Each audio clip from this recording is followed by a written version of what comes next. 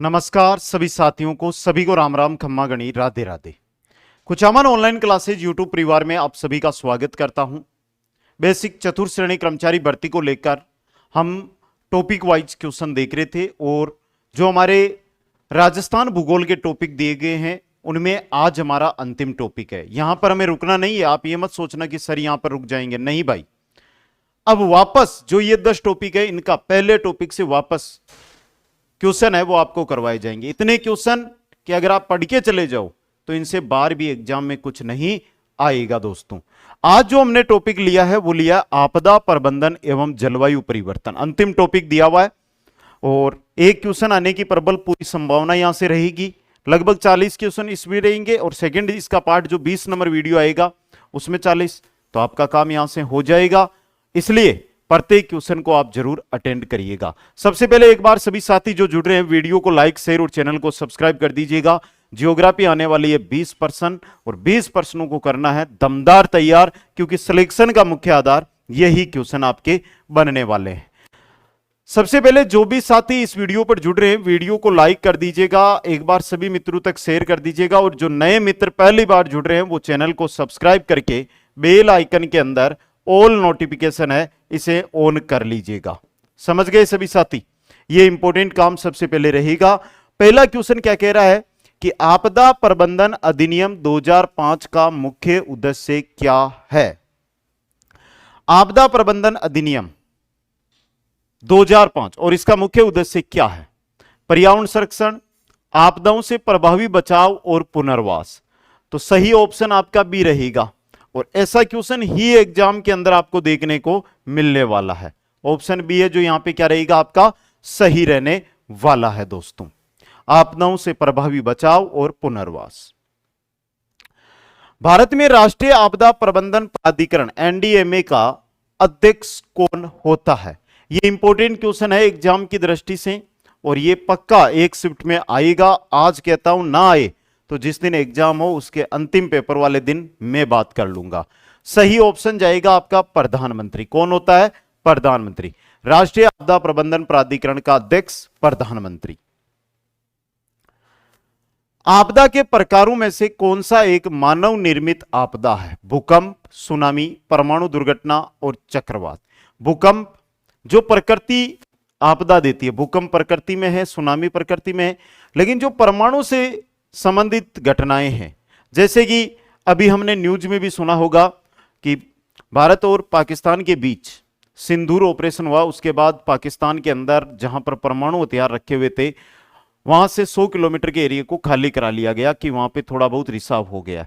तो ये तो मानव ने निर्मित किए हैं, ये थोड़ी है कि ये थे नहीं, मानव ने निर्मित किए हैं।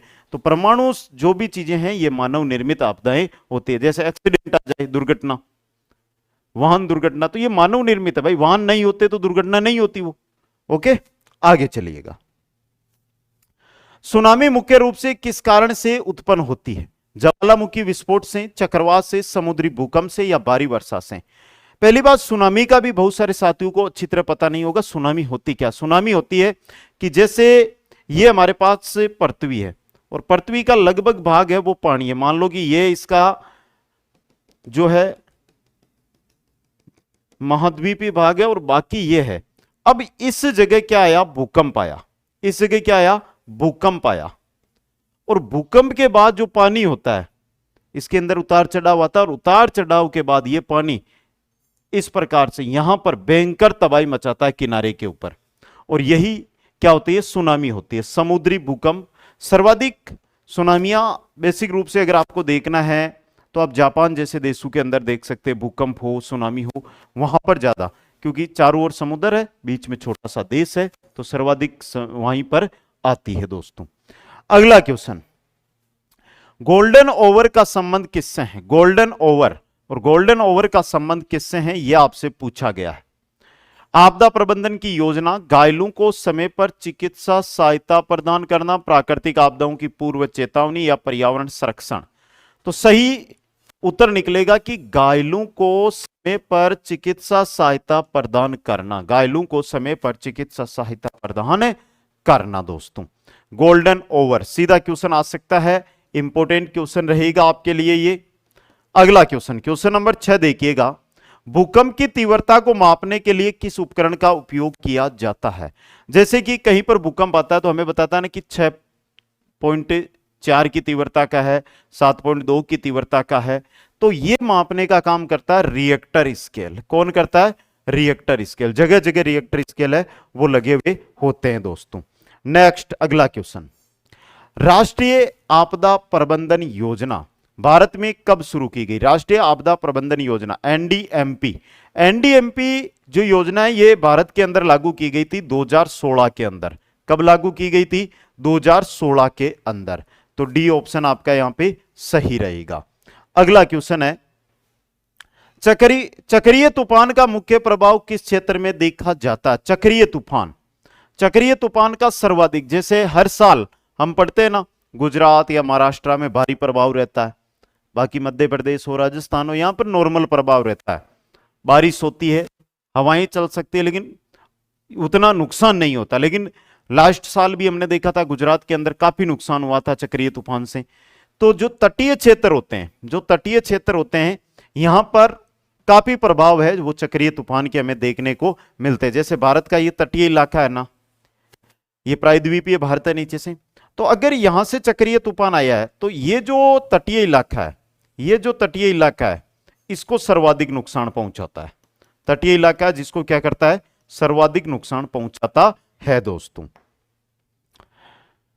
प्राथमिक चिकित्सा में ABC का क्या अर्थ है? प्राथमिक किट देखा होगा आपने। बाकी बात करूं कि कोई भी जैसे दुर्घटना में घायल व्यक्ति है उसको प्राथमिक चिकित्सा दी जाती है, उसके अंदर एक कोड वर्ड डाला हुआ ABC। ABC का अर्थ क्या होता है बताइए दोस्तों, जल्दी से बताइए। 4 ऑप्शन है आपके पास, तो देखिए एयरवे, ब्रीथिंग और सर्कुलेशन, ये 3 काम प्राथमिक चिकित्सा में ABC से अर्थ निकलता है। नेक्स्ट क्वेश्चन है, जंगल की आग का कारण क्या हो सकता है? जंगलों में आग, अभी कुछ ही दिनों पहले अमेरिका में ऐसी न्यूज सुनी थी। गर्मियों के दिनों में हमारा जो उत्तरी भारत है जहां पर काफी जंगल है, पेड़ पौधे, वहां पर ऐसी घटनाएं हमें देखने को मिलती है। तो इनका मुख्य कारण आकाशीय बिजली भी हो सकता है, मानवीय लापरवाही यानी कि मानव ऐसे कर सकता है, या अत्यधिक गर्मी पड़ती है तो अत्यधिक गर्मी के कारण कुछ पेड़ है जो लंबे आकार के होते हैं, वो आपस में जब हवा चलती है, गर्मी रहती है और आपस में जब टकराते थोड़े तो उससे आग पैदा हो जाती है। तो ये तीनों ही मुख्य कारण है, उपरोक्त सभी आपका ऑप्शन डी सही रहेगा। क्वेश्चन 11 है, कौन सा संगठन भारत में बाढ़ चेतावनी प्रणाली का संचालन करता है? बाढ़ चेतावनी प्रणाली का संचालन इसरो करता है, या भारतीय मौसम विभाग, जल आयोग, या भारतीय नौसेना? यहां पर आप जब पढ़ोगे कि बाढ़ है, बाढ़ तो पानी से आएगी, पानी से आएगी तो आप जलायोग करोगे, और जलायोग करोगे तो आपका क्या हो जाएगा? गलत हो जाएगा। भारतीय मौसम विज्ञान विभाग है, ये इसका क्या करता है? चेतावनी प्रणाली का संचालन करता है दोस्तों। अगला क्वेश्चन है, नेक्स्ट क्वेश्चन देखिएगा, सीवेज आपदा का मुख्य कारण क्या होता है? तेल टैंकर से तेल का रिसाव, भूकंप, भारी वर्षा, या समुद्री तूफान? सीवेज आपदा, सीवेज, सीवेज जो पेट्रोलियम पदार्थ है इनसे लगने वाली आपदा।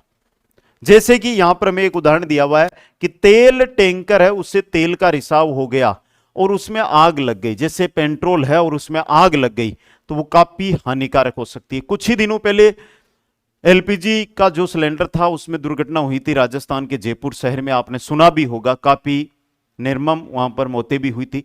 तो उस चीज को यहां पर है कि तेल टैंकर से जो तेल का रिसाव होता है उसे सीवेज आपदा का कारण माना जाता है दोस्तों।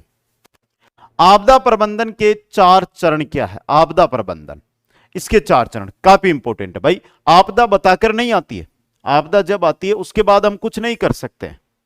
तो इसके चरण देखिए, सबसे पहले तैयारी रखो भाई। जैसे मैं एक बाढ़ की बात करूं, बाढ़ की बात करता हूं कि जैसे बाढ़ आने वाली है नहीं है इसकी हमें जानकारी नहीं है, बारिश है शुरू हो गई तो बाढ़ आ सकती है, नहीं भी आ सकती है, तो तैयारी हमें रखनी चाहिए। हर जगह तैयारी होनी चाहिए कि यहां पर भी चाहे रेगिस्तान हो, भाई बाड़मेर में भी तो बाढ़ आ चुकी है ना, तो बाढ़ आ सकती है, सबसे पहले तैयारी रखो।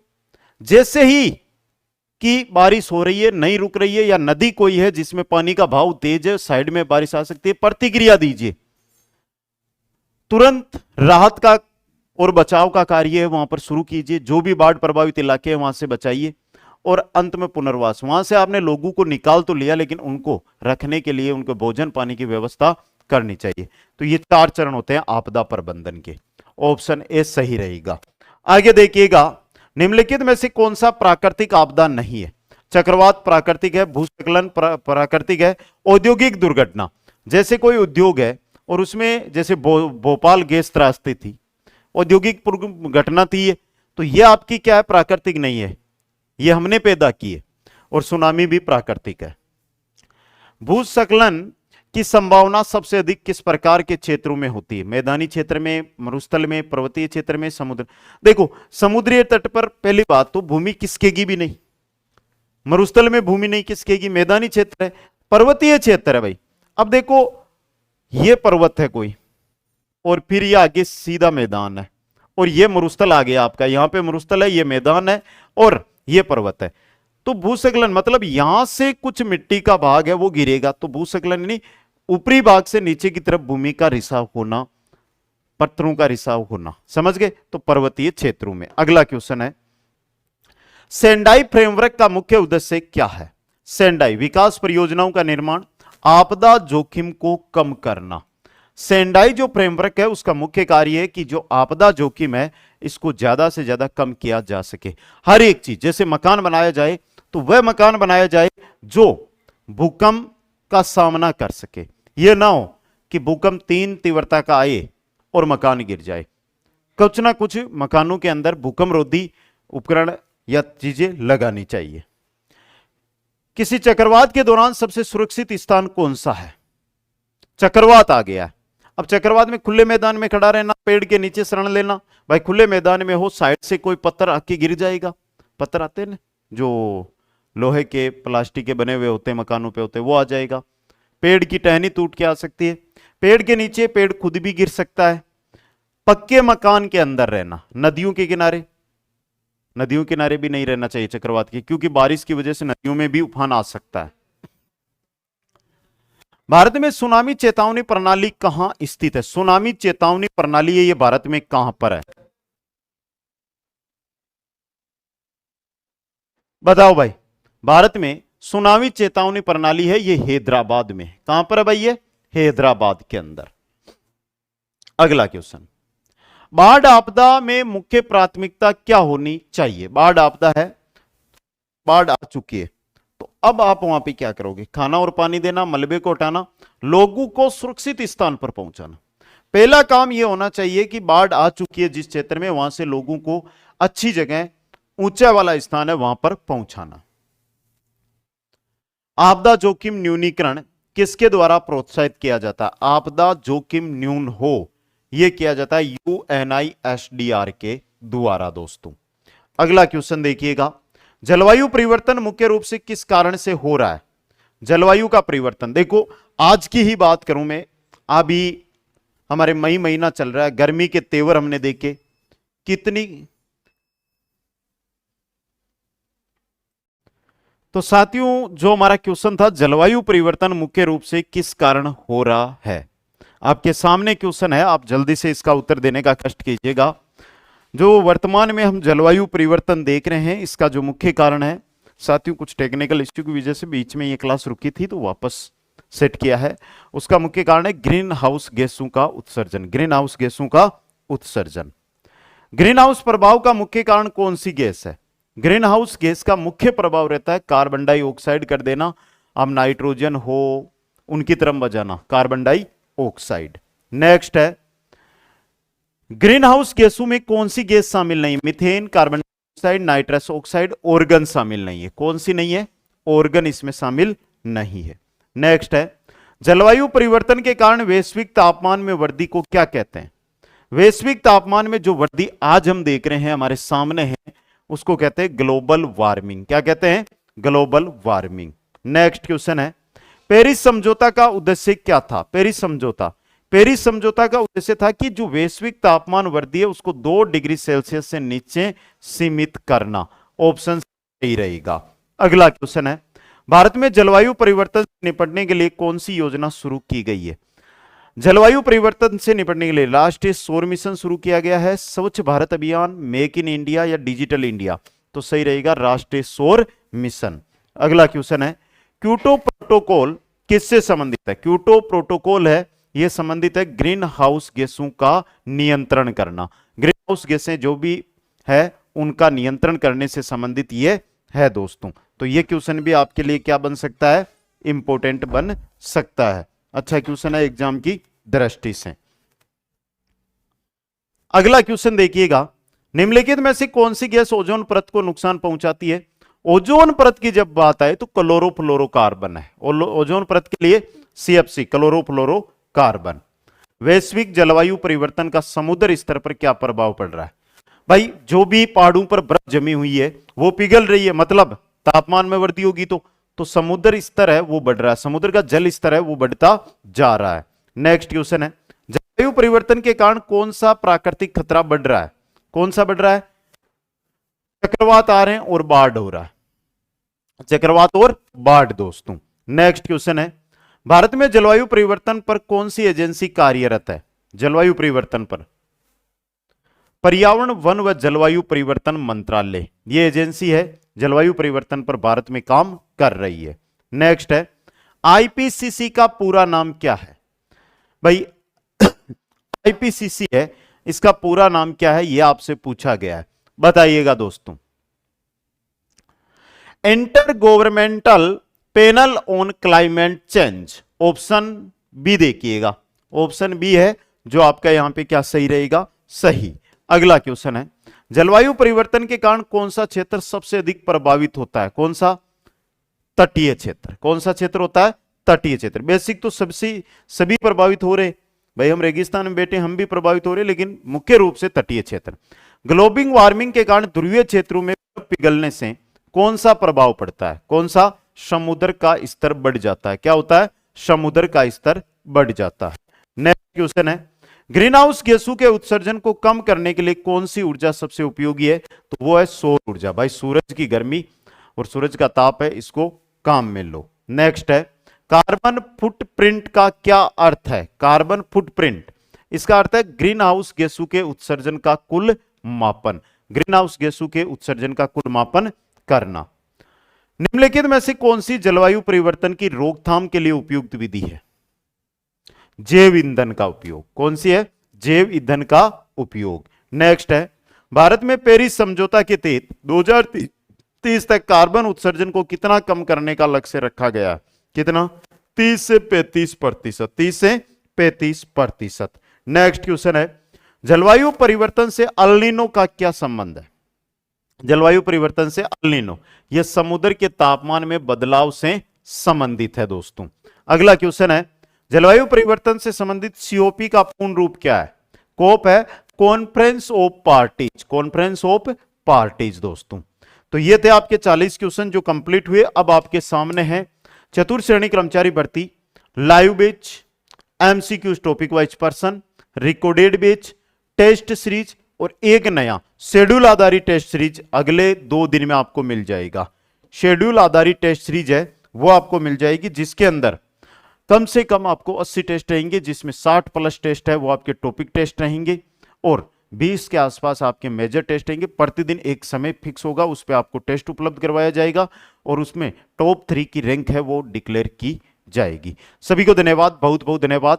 आशा करता हूं कि इनमें से अगर आपने कोई भी बैच ज्वाइन नहीं किया तो सबसे इंपॉर्टेंट लाइव बैच और पर्सन बैंक तहलका मचा रहा है राजस्थान में चतुर्थ श्रेणी के अंदर, आप भी ज्वाइन करो, तैयारी करो। सभी को धन्यवाद। जय हिंद, जय भारत, जय जय राजस्थान।